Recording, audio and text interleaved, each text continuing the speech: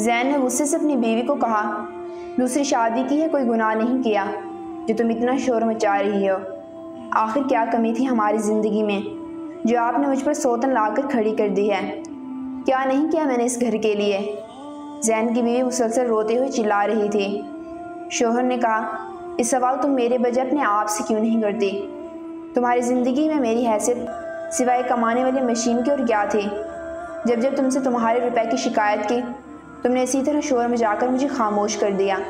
تم کو پیسے کما کر دینے کے لیے ایک شوہر چاہیے نا، ٹھیک ہے، تم کو ماہانہ خرچ ملتا رہے گا۔ زین کی بیوی چپ چاپ یہ باتیں سن رہی تھی۔ اسے پتہ ہی نہیں تھا کہ زین اس کی روزمرہ کی لاپرواہیوں کی سزا اسے سوتن کے روپ میں دے سکتا ہے۔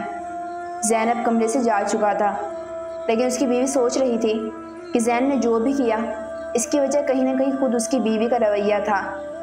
دوسری شادی یعنی شوہر کی محبت میں شراکت برداشت کرنا دنیا کی کسی بھی عورت کے لیے آسان نہیں ہے، لیکن اس کے باوجود کچھ خواتین اپنے رویے سے شوہر حضرات کو خود ہی دوسری شادی کی طرف دھکیلتی ہیں۔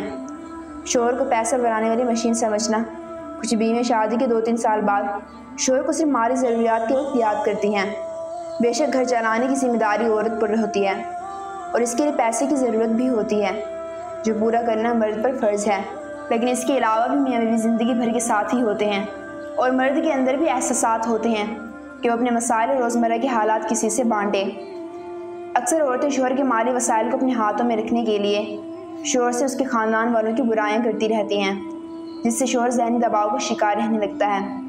ایسا رویہ اختیار کرتے ہوئے خواتین یہ بھول جاتی ہیں کہ وہ شوہر کو اس کے خاندان سے ہی الگ نہیں کر رہی، بلکہ اس کے اور اپنے درمیان رشتوں کی جڑوں کو کمزور کرنے کی کوشش کر رہی ہیں۔